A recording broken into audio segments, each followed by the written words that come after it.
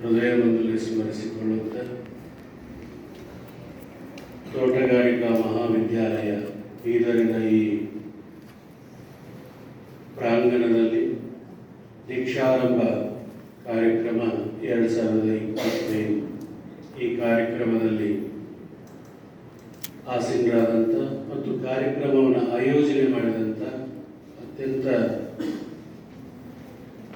ಕ್ರಿಯಾಶೀಲರಾದಂಥ doctor SP Patil ರವರೇ ಹಾಗೂ ಈ ಕಾರ್ಯಕ್ರಮದಲ್ಲಿ ಮುಖ್ಯ ಅತಿಥಿಗಳಾಗಿ ನಿಮ್ಮೊಂದಿಗೆ ಹಲವು ಚಿಂತನೆಗಳನ್ನು ಹಂಚಿಕೊಳ್ಳಿಕ್ಕೆ ಬಂದಂಥ ಇನ್ಫಿನಿಟಿ ಸ್ಕೂಲನ್ನು ಬಹಳ ಮಾದರಿಯಾಗಿ ರೂಪಿಸಿದಂಥ ಸಹೋದರ ಶ್ರೀ ನಿರಂಜನ್ ಶೀಲವಂತವರೇ, ಹಾಗೆ ಶ್ರೀ ರಾಜ್ಕುಮಾರ್ ಅವರೇ ಹಾಗೂ ಕಾರ್ಯಕ್ರಮವನ್ನು ಆಯೋಜನೆ ಸಂಯೋಜಕರಾದಂಥ ಡಾಕ್ಟರ್ ವೀರೇಶ್ ಅವರೇ, ಈ ಮಹಾವಿದ್ಯಾಲಯ ಸಮರ್ಪಣಾ ಭಾವದ ಎಲ್ಲ ಪ್ರಾಧ್ಯಾಪಕ ವೃಂದವೇ, ಎಲ್ಲಕ್ಕೂ ಹೆಚ್ಚಾಗಿ ವಿವೇಕಾನಂದರ ಭರವಸೆಯ ಭಾರತದ ಭವಿಷ್ಯದ ನಿರ್ಮಾತೃಗಳಾದ ನನ್ನ ಸಹೋದರ ಸಹೋದರಿಯರೇ,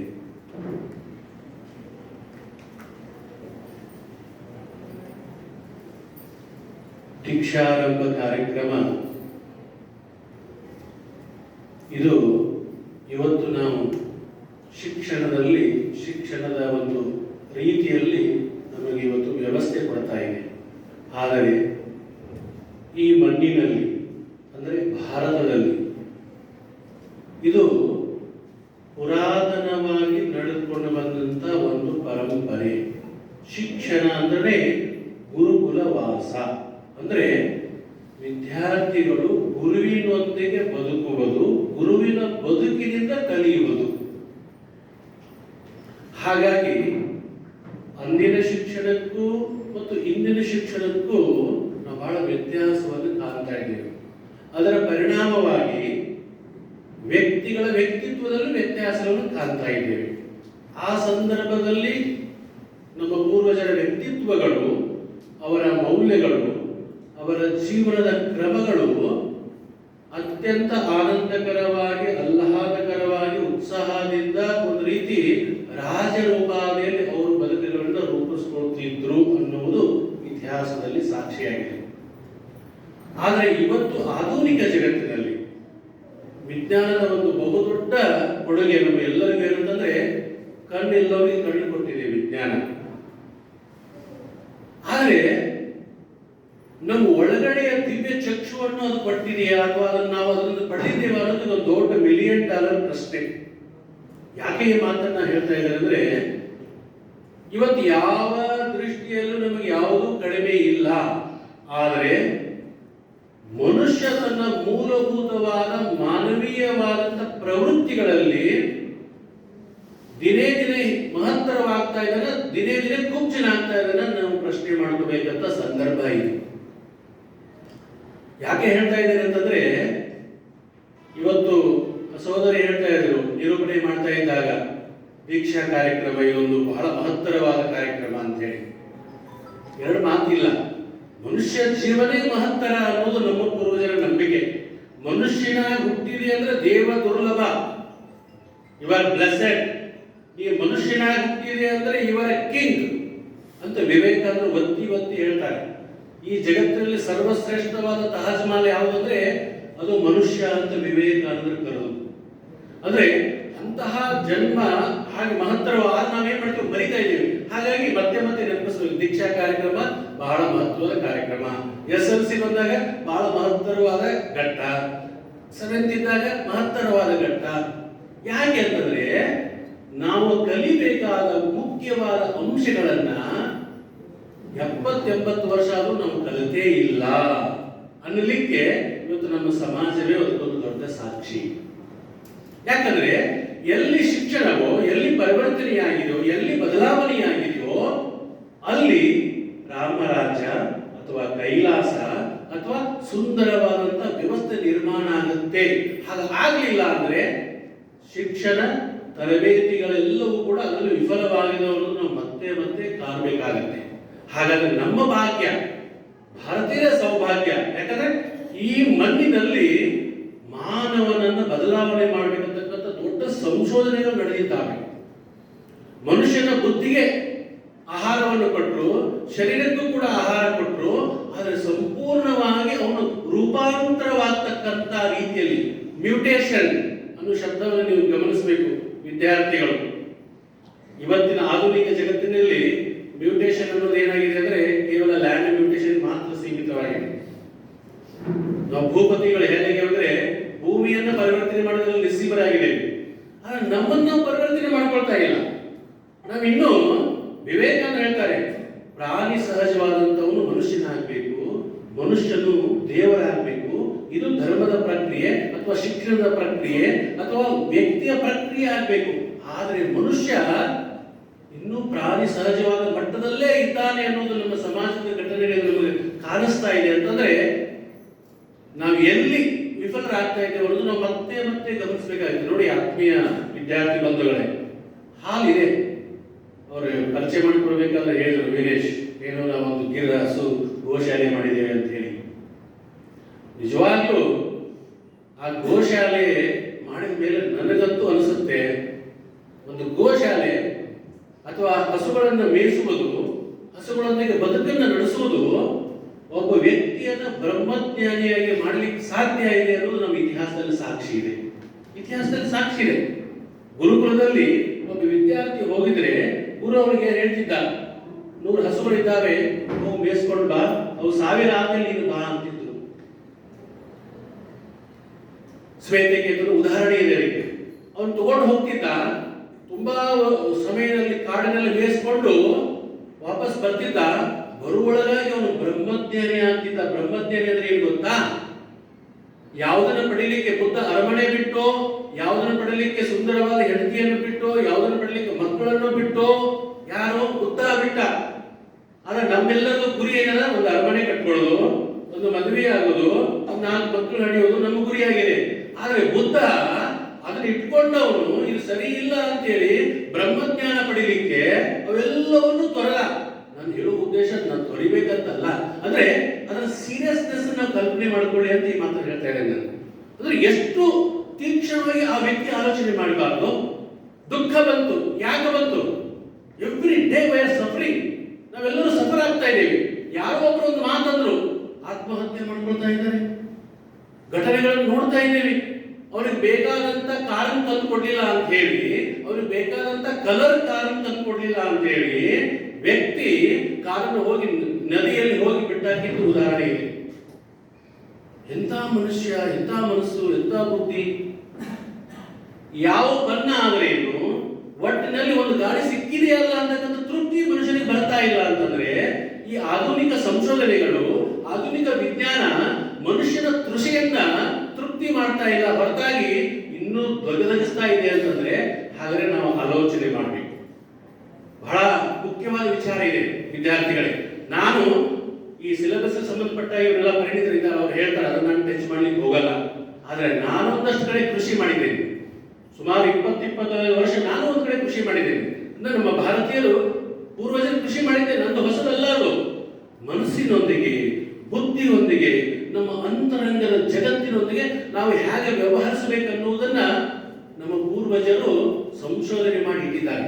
ಯಾಕೆ ಅಂತಂದ್ರೆ, ಅದನ್ನು ನಾವು ಸಾಧಿಸಿಕೊಳ್ಳಿಲ್ಲ ಅಂತಂದ್ರೆ ನಾವು ಮಿಕ್ಕಿದ್ದು ಏನನ್ನೂ ಸಾಧಿಸಲಿಕ್ಕೆ ಆಗಲ್ಲ. ಎಲ್ಲವನ್ನೂ ಕಂಡು ಹಿಡಿದಂತ ವ್ಯಕ್ತಿ ಇವತ್ತು ಅವನಿಗೆ ಅವನು ಭಾರ ಆಗ್ತಾ ಇದ್ದಾರೆ ಅಂತ ಒಬ್ಬ ವಿಜ್ಞಾನಿ ಹೇಳ್ತಾ ಇದ್ದಾರೆ.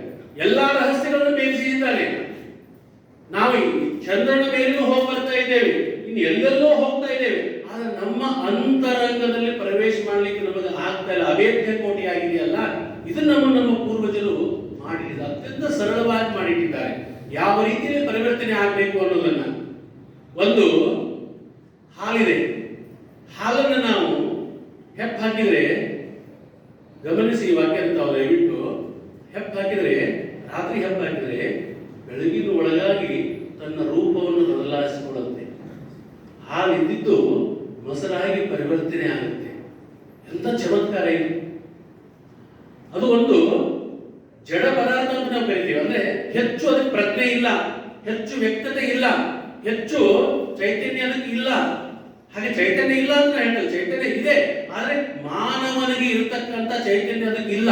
ಆದ್ರೆ ಅದು ಕೇವಲ ತನ್ನ ಒಂದು ಸಹಜವಾದ ಪ್ರಕ್ರಿಯೆಯಲ್ಲಿ ಸಂಪೂರ್ಣವಾಗಿ ಪರಿವರ್ತನೆ ಆಗುತ್ತೆ. ಅಂದ್ರೆ ಚೈತನ್ಯ ಶಾಲೆಗಳಾದಂತ ನಾವು ಯಾವುದು ಸರಿ ಯಾವುದು ತಪ್ಪು ಅಂತಕ್ಕಂಥ ವಿವೇಕದಿಂದ ಕ್ಷಣಾರ್ಧದಲ್ಲಿ ಪರಿವರ್ತನೆ ಆಗ್ಲಿಕ್ಕೆ ಯಾಕೆ ಆಗ್ತಾ ಇಲ್ಲ ಅಂತ ನಮ್ಮನ್ನ ಪ್ರಶ್ನೆ ಮಾಡ್ಕೊಳ್ಬೇಕು. ಅದಕ್ಕೆ ಯಾವ ಕಾಲೇಜು ಬೇಕಾಗಿಲ್ಲ, ಯಾವ ಯೂನಿವರ್ಸಿಟಿನೂ ಬೇಕಾಗಿಲ್ಲ, ಯಾವುದು ಬೇಕಾಗಿಲ್ಲ. ಒಬ್ಬ ರೈತ ಅದಕ್ಕೊಂದು ಉದಾಹರಣೆ ಇದ್ದಾನೆ. ಒಬ್ಬ ರೈತನ ಹತ್ರ ಒಬ್ಬ ಜ್ಞಾನಿ ಬರ್ತಾನೆ, ಅವನಿಗೆ ಊಟ ಬಡಿಸ್ತಾನೆ. ಹಸಿವಾಗಿರುತ್ತೆ ಅವನಿಗೆ, ಊಟ ಬಡಿಸ್ತಾನೆ. ಊಟ ಬಡಿಸೋಕ್ಕಿಂತ ಮುಂಚೆ ಅವನು ಏನನ್ನೂ ಕೇಳಲ್ಲ. ಈ ವಾಕ್ಯಗಳನ್ನು ನೀವು ಮತ್ತೆ ಮತ್ತೆ ಗಮನಿಸಬೇಕು. ನಾವು ಮನೆಗೆ ಬಂದ್ರೆ ಅಥವಾ ನಮ್ಮ ಹತ್ತಿರದಲ್ಲಿ ಯಾರ ಬಂದ್ರೆ ನಾವು ಫಸ್ಟ್ ಕೇಳೋದೇನಂದ್ರೆ, ನಿಮ್ಮ ಹೆಸರೇನು, ನಿಮ್ದು ಯಾವ ಊರು? ಯಾಕೆ ಕೇಳ್ತೀವಿ ಅಂತಂದ್ರೆ ನಮ್ಮ ಒಳಗಡೆ ಒಂದಷ್ಟು ಸಂಶಯಗಳಿದ್ದಾವೆ. ಇವನು ನಮಗೆ ಸೇರಿದವನು ಅಲ್ಲೋ, ನಮಗೆ ಬೇಕಾದವನು ನಮಗೆ ಬೇಡಾದವನು. ನೋಡಿ ಹೆಂಗೆ ನಮ್ಮ ಮನಸ್ಸು ಕೆಲಸ ಮಾಡುತ್ತೆ ಒಂದು ಘಟನೆಯಿಂದ. ಆದ್ರೆ ರೈತ ಯಾವ ಯೂನಿವರ್ಸಿಟಿಗೆ ಹೋಗಿಲ್ಲ, ಏನು ಹೋಗಿಲ್ಲ, ಆದ್ರೆ ಅವನಿಗೆ ಮೌಲ್ಯಗಳು ಜೀವನ ನಡೆಸ್ಯಾನ. ಅವನು ಹಸಿದವನಿಗೆ ಬಂದ, ಅವನಿಗೊಂದು ಅನ್ನ ಬೇಕಂತ ಅವನಿಗೆ ಕೇಳಿಲ್ಲ ಕೂಡ. ಅವನು ನೋಡಿದ್ರೆ ಅವನಿಗೆ ಅನಿಸ್ತು, ನೋಡಿ ಅವನು ನೋಡಿದ ತಕ್ಷಣ ಅನಿಸ್ತು ಇವನಿಗೆ ಹಸಿವಾಗಿದೆ ಅಂತ ಹೇಳಿ. ಹಾಗೆ ಮಗು ನೋಡಿದ ತಕ್ಷಣ ತಾಯಿ ಗೊತ್ತಾಗತ್ತೆ. ಮಗು ಮಾತನಾಡಿ ಬರಲ್ಲ, ಅದರ ತಾಯಿಯ ಕರಳು ಅದನ್ನು ಗುರುತಿಸುತ್ತೆ, ಇದಕ್ಕೆ ಹಸಿವಾಗಿದೆ, ಇದಕ್ಕೆ ಹಾಲು ಉಣಿಸ್ಬೇಕಂತ ಹೇಳಿ ತಾಯಿ ಗೊತ್ತಾಗುತ್ತೆ. ಯಾಕೆ? ತಾಯಿಯವರು ಜ್ಞಾನಿಯಾಗಿರ್ತಾಳೆ.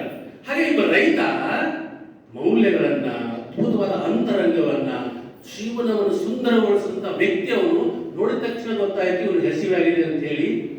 ಮೊದಲು ಅವನಿಗೆ ಊಟ ಬಡಿಸಿದ. ಊಟ ಬಡಿಸಿದ ಮೇಲೆ ಕೇಳಿದ, ಯಾರಪ್ಪ ನೀನು ಅಂತೇಳಿ. ಯಾರಪ್ಪ ನೀನು? ಊಟ ಬಡಿಸಿದ ಮೇಲೆ ಅವನು ಹೇಳ್ತಾನೆ, ಇಲ್ಲ ನಾನು ಹೀಗೆ, ನಾನು ಶಂಕರಾಚಾರ್ಯ ಅಂತ ನನ್ನನ್ನು ಕರೀತಾರೆ. ಅವನು ಬೇರೆ ಯಾರಿಗೂ ಬಡಿಸಿಲ್ಲ, ಶಂಕರಾಚಾರ್ಯ ಅಂತ ಅವ್ರ ಹೆಸರು ಹೇಳಿದಾಗ ಅವನಿಗೆ ಆಶ್ಚರ್ಯ ಆಗುತ್ತೆ. ಓಹೋ, ನಿಮ್ಮ ಬಗ್ಗೆ ನಾನು ಬಹಳ ಕೇಳಿದ್ದೆ, ನಿಮ್ಮ ಬಗ್ಗೆ ಬಹಳ ನನ್ನ ಕಿವಿಗಳು ಕೇಳಿದ್ದು, ನಿಮ್ಮನ್ನು ನೋಡಬೇಕು ಜೀವನದಲ್ಲಿ ಒಂದು ಸಲ ಅಂತ ನನಗೆ ಅನಿಸಿತ್ತು. ಆದರೆ ಯೋಗ ನನ್ನ ನೋಡಬೇಕನ್ನೋ ಹಸಿವು ನೀವು ಕರ್ಕೊಂಡು ಬಂದಿದೆಯಲ್ಲ, ಆ ಪರಮಾತ್ಮನಿಗೆ ಧನ್ಯವಾದ ಅಂತ ಹೇಳ್ತಾನೆ. ಹೇಳಿದ ಮೇಲೆ ನನ್ನೊಂದಷ್ಟು ಪ್ರಶ್ನೆಗಳಿದ್ದಾವೆ, ತುಂಬಾ ಅದರಿಂದ ನನ್ನೊಂದಷ್ಟು ಪ್ರಶ್ನೆಗಳು ಇಟ್ಕೊಂಡು ಕೂತಿದ್ದೇನೆ. ನಿಮ್ಮನ್ನು ಭೇಟಿ ಆಗಬೇಕು, ಬಂದಾಗ ನಿಮ್ಗೆ ಕೇಳಬೇಕು ಅಂತ ಹೇಳಿ. ಆದ್ರಿಂದ ನೀವು ದಯವಿಟ್ಟು ನನಗೆ ಹೇಳಬೇಕು, ನನಗೆ ಆ ವಿಚಾರಗಳಲ್ಲಿ ನನಗೆ ಸ್ಪಷ್ಟತೆಯನ್ನು ಕೊಡಬೇಕು ಅಂತ ಪ್ರಶ್ನೆ ಕೇಳ್ತಾನೆ. ನೋಡಿ, ಶಂಕರಾಚಾರ್ಯಗೆ ಆ ರೈತ ಕೇಳ್ತಾನೆ, ಒಬ್ಬ ರೈತ ಕೇಳ್ತಾ ಇದ್ದಾನೆ, ನನ್ನ ಪ್ರಶ್ನೆಗೆ ಉತ್ತರ ಕೊಡಬೇಕು ಅಂತೇಳಿ. ಅದಕ್ಕೊಂದು ಕಂಡೀಷನ್ ಕೂಡ ಹಾಕ್ತಾನೆ. ಆದರೆ ನಿಮ್ಮ ಉತ್ತರ ಕೇವಲ 4-5 ವಾಕ್ಯಗಳಲ್ಲಿ ಮಾತ್ರ ಇರಬೇಕು. ಎಷ್ಟು ವಾಕ್ಯದಲ್ಲಿ ಇರಬೇಕು? 4-5 ವಾಕ್ಯಗಳಲ್ಲಿ ಮಾತ್ರ ಇರಬೇಕು. ಶಂಕರಾಚಾರ್ಯರು ಆಶ್ಚರ್ಯ ಪಡ್ತಾರೆ. ಇವರಿಗೆ ಬ್ರಹ್ಮಸೂತ್ರವನ್ನ, ಉಪನಿಷತ್ತುಗಳನ್ನ, ವೇದಗಳನ್ನ, ಪುರಾಣಗಳು ಹೇಳಬೇಕಾದ್ರೆ ಎಷ್ಟೋ ಜನ್ಮ ಬೇಕಾಗತ್ತೆ. ಹಾಗಿದ್ರೆ ಮಾತ್ರ ಹೇಳಿ. ಯಾಕೆ? ನಿಮಗೆ ಅರ್ಥ ಆಗಿದೆ ಅಂತ ನಾನು ಅನ್ಕೊಂಡಿದ್ದೀನಿ. ಅರ್ಥ ಆಗಿದೆ ಅಂದ್ರೆ ನೀವು ನನಗೆ 4 ಬಗ್ಗೆ ತಿಳಿಸ್ಬೇಕು, ತಿಳಿಸೋ ಸಾಮರ್ಥ್ಯ ನಿಮಗೆ ಇರಬೇಕು ಅನ್ನೋ ಮಾತನ್ನು ಕೂಡ ಆ ರೈತ, ವಿವೇಕಿಯ ರೈತ ಹೇಳ್ತಾನೆ. ಕೊನೆಗೆ ಶಂಕರಾಚಾರ್ಯರು ಉತ್ತರವನ್ನು ಕೊಡುವ ಬದಲಾಗಿ ಅವನಿಗೆ ಇನ್ನೊಂದು ಮರು ಪ್ರಶ್ನೆಯನ್ನು ಮಾಡ್ತಾರೆ. ಅವ್ರು ಕೇಳ್ತಾರೆ, ನೀನು ಈ ಜಗತ್ತನ್ನು ಹೆಂಗೆ ನೋಡ್ತಿ? ನಾವೆಲ್ಲರೂ ಸ್ವಲ್ಪ ಸೂಕ್ಷ್ಮವಾಗಿ ಗಮನಿಸೋದು. ಈ ಜಗತ್ತಲ್ಲಿ ಹೆಂಗೆ ಕಾಣಿಸ್ತಾ ಇದೆ? ವ್ಯಕ್ತಿಗಳೆಲ್ಲ ಹೇಗಿದೆ? ಎಲ್ಲವೂ ಹೆಂಗೆ ಕಾಣಿಸ್ತಾ ಇದೆ ನಿಮಗೆ? ಯಾವದ ಆಧಾರದಲ್ಲಿ ಎಲ್ಲವನ್ನು ನೋಡ್ತಾ ಇದೆಯಾ?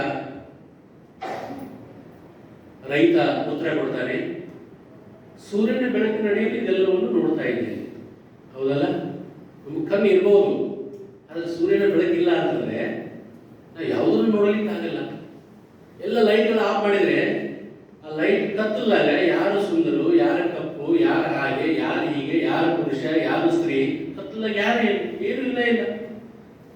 ಸೂರ್ಯನ ಸಹಾಯದಿಂದ ನಾನು ಪ್ರಪಂಚವನ್ನ ಗ್ರಹಿಸ್ತಾ ಇದ್ದೇನೆ ಅಂತ ಉತ್ತರ ಕೊಟ್ಟ. ಯಾರು? ರೈತ. ಬಹಳ ಸರಳವಾಗಿ ಉತ್ತರ ಕೊಟ್ಬಿಟ್ಟ. ಅವನು ಪ್ರಶ್ನೆ ಹೇಳ್ಬಿಟ್ಟ, ಅದೇ ದೊಡ್ಡದು, ಸೂರ್ಯನ ನಾನು ನೋಡ್ಬಿಟ್ಟೆ. ನೆಕ್ಸ್ಟ್ ಪ್ರಶ್ನೆ ಸೂಕ್ಷ್ಮ ಆಗ್ತಾ ಹೋಯ್ತು. ಅವನು ಕೇಳಿದ, ಸೂರ್ಯ ಇದ್ದಾಗ ಯಾವುದನ್ನು ಸಹಾಯದಿಂದ ನೋಡ್ತೀಯಪ್ಪ ನೀನು? ಅವನು ಹೇಳಿದ, ಚಂದ್ರನ ಸಹಾಯದಿಂದ ನೋಡ್ತೀನಿ, ಚಂದ್ರನ ಸಹಾಯದಿಂದ ನೋಡ್ತೀನಿ ಅಂತ. ಮತ್ತೆ ಪ್ರಶ್ನೆ ಇನ್ನೂ ಸೂಕ್ಷ್ಮ ಆಗ್ತಾ ಹೋಯಿತು. ಆಯ್ತು, ಚಂದ್ರನ ಸಹಾಯದಿಂದ ನೋಡ್ತೀಯಲ್ಲ, ಸೂರ್ಯನೂ ಇಲ್ಲ ಚಂದ್ರನೂ ಇಲ್ಲ, ಇನ್ನು ಮತ್ತೆ ಯಾವ ಸಂದರ್ಭದಲ್ಲಿ ನೋಡ್ತೀಯ, ಹೆಂಗ ನೋಡ್ತೀಯ ನೀನು ಜಗತ್ತನ್ನು, ಹೆಂಗ ಅನುಭವಿಸ್ತೀಯ ಅಂತ ಕೇಳಿದಾಗ ಅವನು ಹೇಳಿದ, ಅದೇನ್ ದೊಡ್ಡದು, ನನ್ನ ಬುದ್ಧಿಯಿಂದ ನನ್ನ ಬುದ್ಧಿಯನ್ನು ಗ್ರಹಿಸಿ ನಾನು ವಸ್ತುಗಳನ್ನ ವ್ಯಕ್ತಿಗಳನ್ನು ಗುರುತಿಸ್ತೀನಿ ಅಂತಂದ. ಒಂದಷ್ಟು ನಾವು ಕಣ್ಣು ಮುಚ್ಕೊಂಡಾಗ ನಾವು ನೋಡಲ್ಲ, ಆದ್ರೆ ಅವ್ರ ಧ್ವನಿ ನಮ್ಮ ಒಳಗಡೆ ಹೋಗಿ ನಮ್ಮ ಬುದ್ಧಿಗೆ ಮೆಸೇಜ್ ಕೊಟ್ಟಾಗ, ಓ ಇಲ್ಲಿ ಇವರು ಅಂತ ನಾವು ಗುರುತಿಸ್ತೇವೆ. ಸೊ ಬುದ್ಧಿಯಿಂದ ಗುರುತಿಸ್ತೀನಿ. ಹಾಗಾದ್ರೆ ಬುದ್ಧಿಯನ್ನು ಗುರುತಿಸ್ತಾ ಇದ್ದೀನಿ ಅಂತ ನೀ ಹೇಳ್ತಾ ಇದೆಯಲ್ಲ, ಹಾಗಾದ್ರೆ ನೀನು ಯಾರು ಅನ್ನೋದು ಶಂಕರಾಚಾರ್ಯರ ಮೂಲ ಪ್ರಶ್ನೆ. ಅವನ ತಲೆ ಕರ್ಕೊಳ್ಳಿಕ್ಕೆ ಸ್ಟಾರ್ಟ್ ಮಾಡಿದ. ಹೌದಲ್ಲ, ನಾನು ಯಾರು? ಕೊನೆಗೆ ಅವನಿಗೆ ಅರ್ಥ ಆಯಿತು, ಅವನ ಪ್ರಸನ್ನತೆ ನೋಡಿ ಗೊತ್ತಾಯಿತು. ರೈತ ಕೊನೆಗೆ ಹೇಳಿದ, ಗೊತ್ತಾಯಿತು, ಎಲ್ಲವನ್ನು ನೋಡುವವನು ನಾನೇ. ಅದು ಬುದ್ಧಿಯ ಮೂಲಕ ಇರ್ಬೋದು, ಅದು ಕಣ್ಣಿನ ಮೂಲಕ ಇರ್ಬೋದು, ಅದು ಚಂದ್ರನ ಮೂಲಕ ಇರ್ಬೋದು, ಅದು ಸೂರ್ಯನ ಮೂಲಕ ಇರ್ಬೋದು, ಎಲ್ಲವನ್ನು ನೋಡುವವನು ನಾನೇ. ವಸ್ತು ನಾನೇ, ನೋಡುವವನು ನಾನೇ, ಎಲ್ಲವೂ ನಾನೇ, ನಾಟಕ ಮಾಡೋವನು ನಾನೇ, ಪ್ರೇಕ್ಷಕನು ನಾನೇ, ಪರದೆಯು ನಾನೇ ಅಂತಕ್ಕಂಥ ಅತ್ಯಂತ ಗಹನವಾದ ಜ್ಞಾನ ಆ ವ್ಯಕ್ತಿಗೆ ಅರ್ಥ ಆಯಿತು. ಅರ್ಥ ಆದ ತಕ್ಷಣ ಅವನ ಪ್ರಸನ್ನ ಮುಖದಿಂದ ಅವನು ಗೊತ್ತಾಯಿತು. ಆತ್ಮೀಯ ಬಂಧುಗಳೇ, ವಿದ್ಯಾರ್ಥಿಗಳೇ, ಹಾಗಾಗಿ ನಾವು ನಮ್ಮ ಅಂತರಂಗದ ವ್ಯವಸ್ಥೆಯನ್ನು ಸ್ಟ್ರೀಮ್ ಲೈನ್ ಮಾಡಿಕೊಂಡಾಗ, ವ್ಯವಸ್ಥಿತೆಗಳನ್ನು ಮಾಡಿಕೊಂಡಾಗ, ಅಲೈನ್ಮೆಂಟ್ ಮಾಡಿಕೊಂಡಾಗ, ಅಲೈನ್ಮೆಂಟ್ ನಾನು ಮತ್ತೆ ಈ ವಾಕ್ಯಗಳನ್ನು ಯಾಕೆ ಬಳಸ್ತಾ ಇದ್ದೀನಿ ಅಂದ್ರೆ, ಇದು ಹೆಚ್ಚು ಪ್ರಚಲಿತ, ನಮ್ಗೆ ಪರಿಚಯ ಇದು, ಹೌದಲ್ವಾ? ಹಾಗಾಗಿ ನಮ್ಮ ಹತ್ರ ಒಂದು ಆಪಲ್ ಮೊಬೈಲ್ ಇದೆ ಅಂದ್ರೆ ಅದರ ಮೆನು ನನಗೆ ಗೊತ್ತಿಲ್ಲ ಅಂದ್ರೆ ನಾನು ಬಳಸಲಿಕ್ಕೆ ಸಾಧ್ಯ ಇಲ್ಲ. ಹಾಗೆ ನಾನಾರು, ನನ್ನ ಸಾಮರ್ಥ್ಯ ಏನು, ನನ್ನ ಶಕ್ತಿ ಏನು, ನಾನು ಎಂಥವನು ಅಂತಕ್ಕಂಥ ಕಲ್ಪನೆ ನನಗೆ ಬರಲಿಲ್ಲ ಅಂತಂದ್ರೆ ನಾನು ಮಹತ್ತರವಾದದನ್ನು ಸಾಧಿಸಲಿಕ್ಕೆ ಆಗಲ್ಲ. ನಾನು ಹುಟ್ಟುತ್ತಾನೆ ಒಂದು ಜ್ಞಾನಿಯಾಗಿದ್ದೇನೆ, ಹುಟ್ಟುತ್ತಾನೆ ನನ್ನ ಒಳಗಡೆ ಸಾಮರ್ಥ್ಯ ಇದೆ, ಶಕ್ತಿ ಇದೆ, ಎಲ್ಲವೂ ಇದೆ, ಅದರ ಮರಿವು ನನಗಿದೆ, ಅದರ ಅರಿವು ನನಗಿಲ್ಲ.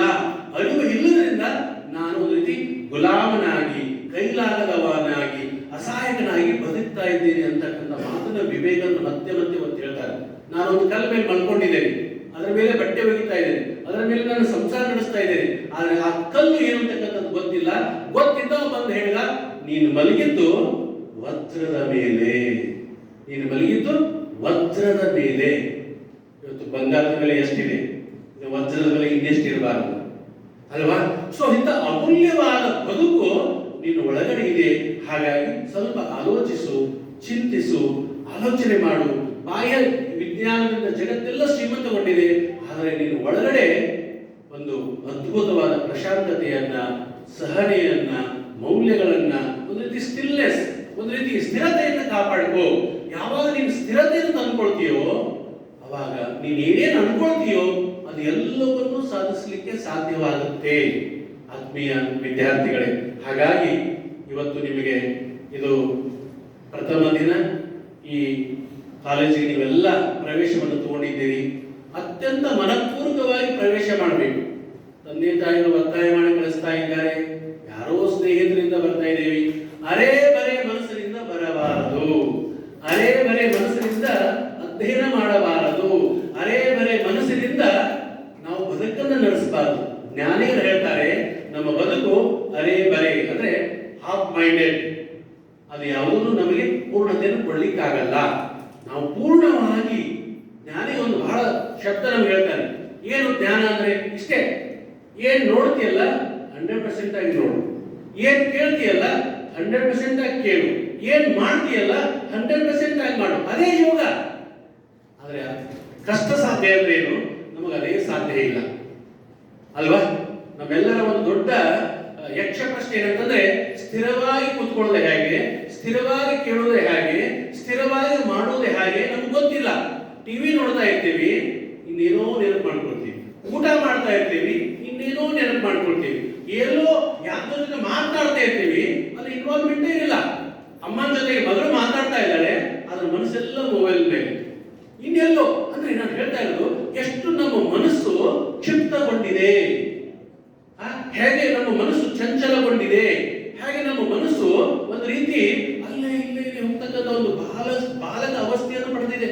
ಶರೀರ ಬೆಳೆದಿದೆ.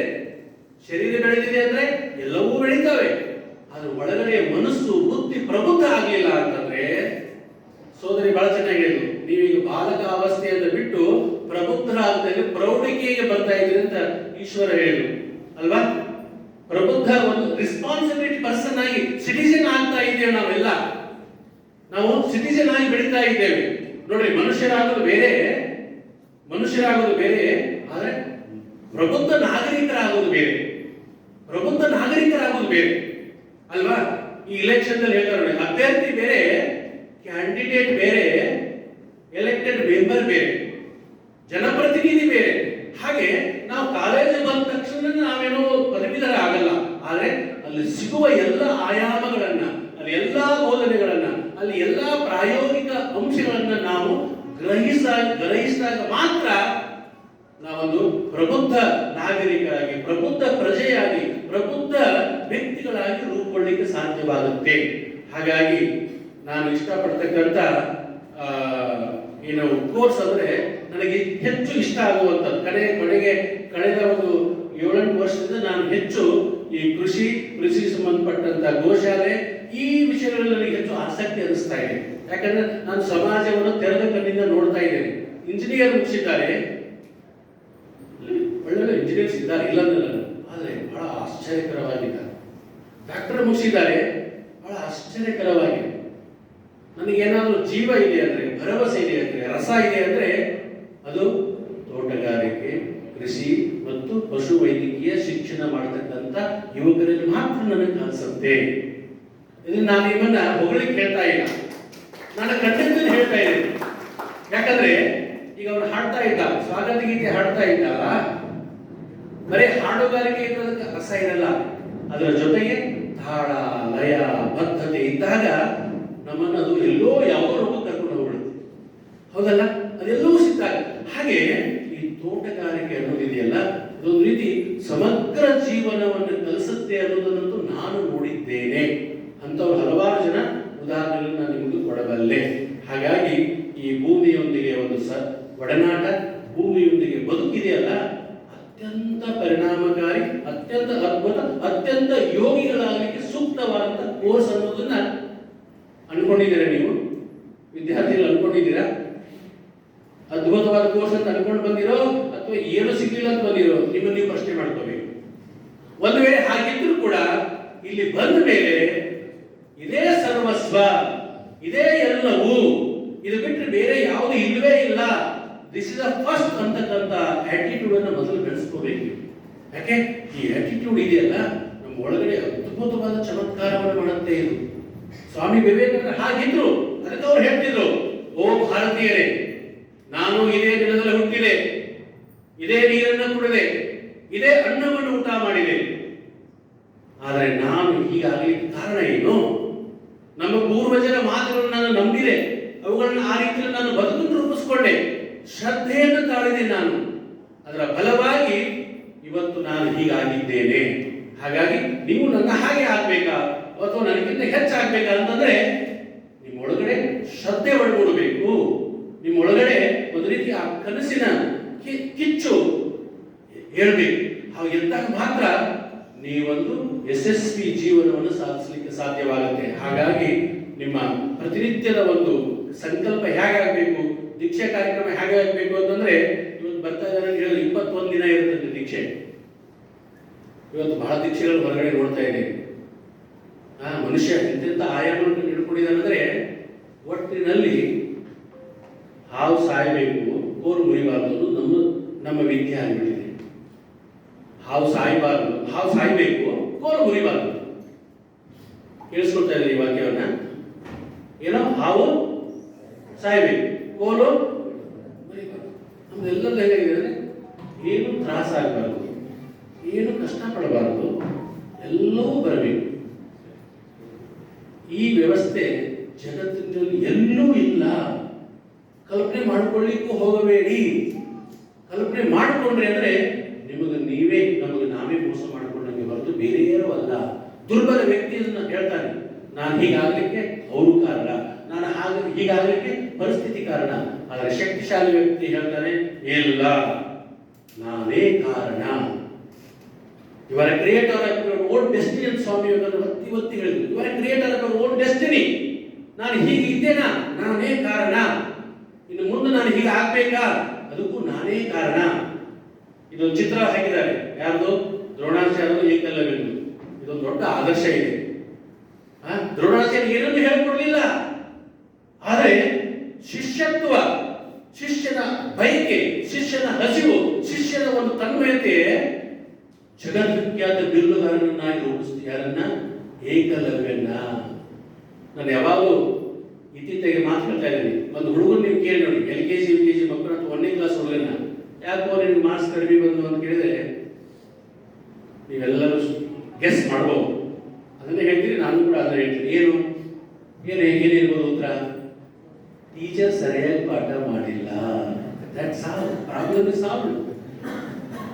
8ನೇ ಕ್ಲಾಸ್ ಹುಡುಗ ಉತ್ತರ ಇದು. ಅಮ್ಮ ಅಪ್ಪಗ ಬಂದ, ಜೋರಾಗಿ ಬಂದ, ಅಮ್ಮ ಅಪ್ಪ ಕೇಳ್ತಾ ಇದ್ದಾರೆ, ಯಾಕೋ ಮಾರ್ಕ್ಸ್ ಕಡಿಮೆ ಬಂದವ್ರು, ಏನ್ ಕತೆ? ಪಪ್ಪ ಟೀಚರ್ ಸರಿ ಪಾಠ ಮಾಡಿಲ್ಲ.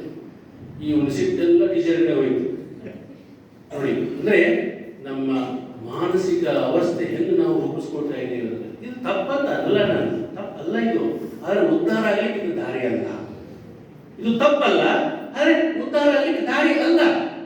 ಆ ವಿದ್ಯಾರ್ಥಿ ವಿವೇಕಿ ಆಗಿದ್ರೆ ಹೇಳ್ತಿದ್ದ, ಪಾಪ ಟೀಚರ್ ಸರಿಯಾಗಿ ಪಾಠ ಮಾಡ್ಯಾರ, ಎಲ್ಲರೂ ಸರಿಯಾಗಿ ಮಾಡಿದ್ದಾರೆ, ನಾನೇ ಸೋಮಾರಿತನದಿಂದ ಓದಿಲ್ಲ ಅಂತ ಅವನು ಒಪ್ಕೊಂಡಾದ್ರೆ ಆ ನಿಮಿಷಕ್ಕೆ ಅವನು ಸ್ವಲ್ಪ ಅವನಿಗೆ ಸೋಲು ಆಗ್ಬಹುದು, ಆದ್ರೆ ಅವನ ಜೀವನದಲ್ಲಿ ಗೆಲ್ತಾನೆ.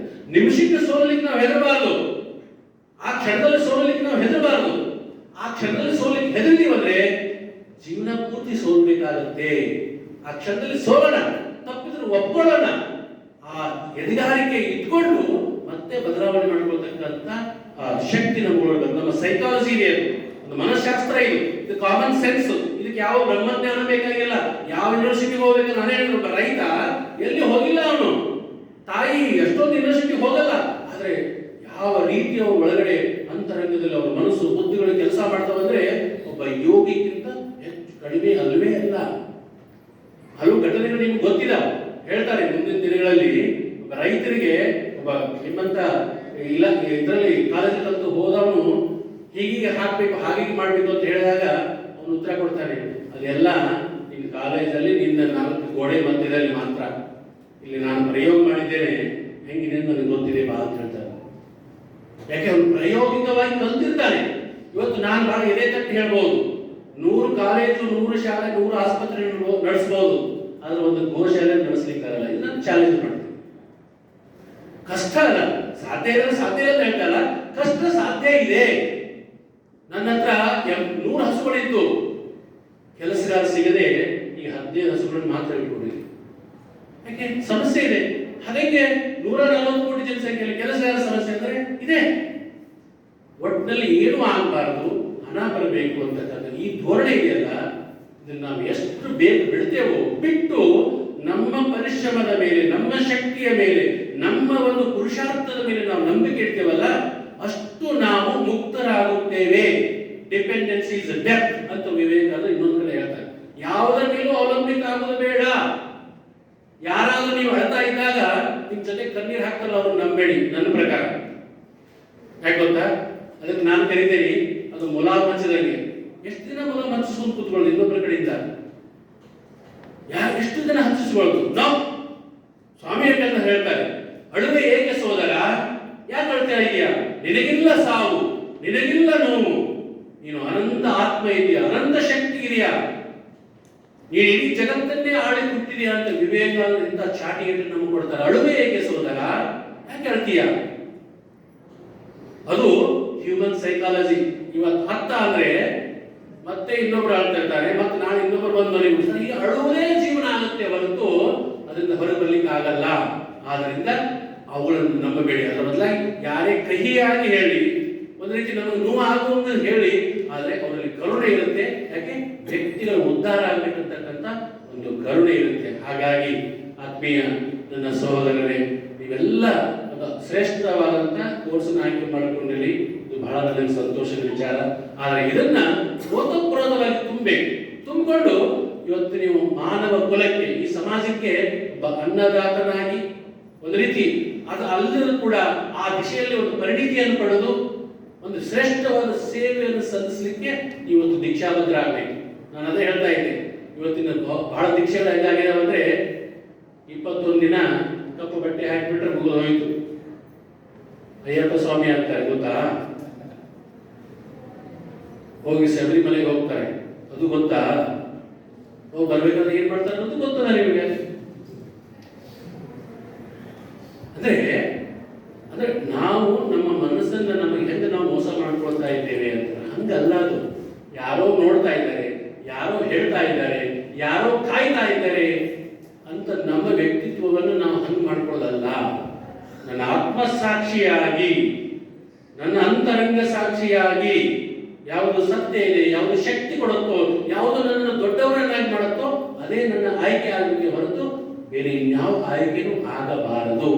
ಅವರಿಗೆ ಹೆದರಿ ಇವರಿಗೆ ಹೆದರಿ ಅಲ್ಲ, ನನ್ನ ಮನಸ್ಸಾಕ್ಷಿಯಾಗಿ ನಾವು ಬದುಕನ್ನು ರೂಪಿಸ್ಕೊಳ್ಬೇಕು, ಈ ಶಿಕ್ಷಣವನ್ನು ಪಡಿಬೇಕು. ಆ ದಿಶೆಯಲ್ಲಿ ನೀವೆಲ್ಲರೂ ದಯವಿಟ್ಟು ಚಿಂತನ ಮಂಥನ ಮಾಡಬೇಕು. ಬಹಳ ಕ್ರಿಯಾಶೀಲರಂತ ಡೀನ್ ಇದ್ದಾರೆ ಪಾಟೀಲರು, ಅವರು ತುಂಬಾ ಸುಮಾರು 2018 ಇರಬೇಕು ನಮ್ಮ ಗೋಶಾಲೆಗೆ ಬಂದಿದ್ರು.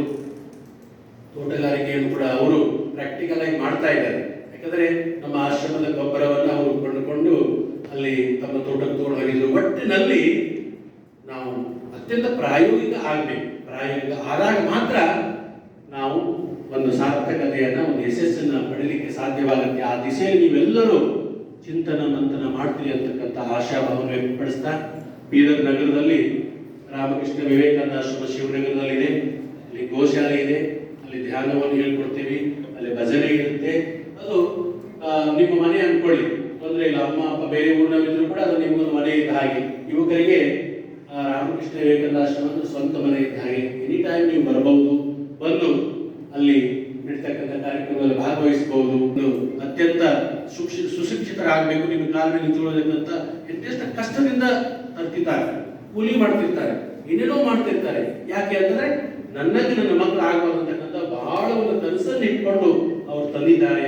ಅದೆಲ್ಲವನ್ನು ನೀವು ಸಾಕಾರಗೊಳಿಸ್ತೀರಿ ಅಂತಕ್ಕಂಥ ಆಶಾಭಾವವನ್ನು ವ್ಯಕ್ತಪಡಿಸ್ತಾ ಇಲ್ಲಿ ಕರೆದು ನಿಮ್ಮೊಂದಿಗೆ ಇನ್ನೂ ಮಾತನಾಡಲಿಕ್ಕೆ ಬಹಳ ಇದೆ, ಸಮಯದ ಅಭಾವ. ಅದರ ಜೊತೆಗೆ ನಾನು ಬೇಕಾದ್ರೆ ಒಂದು 10 ನಿಮಿಷ ಸಮಯ ಇದ್ರೆ ಅವಕಾಶ ಕೊಡ್ತೀನಿ. ಏನಂದ್ರೆ ಯಾರಾದರೂ ಈ ಕಡೆ ಒಂದು 2 ಪ್ರಶ್ನೆ, ಈ ಕಡೆ ಒಂದು 2 ಪ್ರಶ್ನೆ ಕೇಳಿದ್ರೆ ಅದಕ್ಕೆ ನಾನು ಉತ್ತರ ಕೊಡಲಿಕ್ಕೆ ಅವಕಾಶ ಇದ್ರೆ ಆ ರೀತಿಯಲ್ಲಿ ಸಂವಾದ ಬಹಳ ಮುಖ್ಯ. ಯಾಕಂದ್ರೆ ನಾನು ಮಾತು ಹೇಳೋಕ್ಕಿಂತ ನಿಮಗೆ ಏನ್ ಬೇಕಾಗಿದೆ ಅನ್ನೋದು ಕೂಡ ನನಗೆ ಗೊತ್ತಾಗುತ್ತೆ ನಿಮ್ಮ ಪ್ರಶ್ನೆಯ ಮೂಲಕ. ಆ ದಿಶೆಯಲ್ಲೂ ಕೂಡ ನಾವು ಸ್ವಲ್ಪ ಸಮಯ ಕಳೀಲಿಕ್ಕೆ ಅವಕಾಶ ಇದ್ರೆ ಅದನ್ನು ಮಾಡಬಹುದು ಅಂತಕ್ಕಂಥ ಮಾತನ್ನು ಹೇಳ್ತಾ ಮತ್ತೊಮ್ಮೆ ನಿಮ್ಮೆಲ್ಲರಿಗೂ ಒಳಿತಾಗಲಿ, ಶುಭವಾಗಲಿ ಅಂತ ಹಾರೈಸಿದ ಮಾತನ್ನು ಮುಗಿಸ್ತೀನಿ. ನಮಸ್ಕಾರ.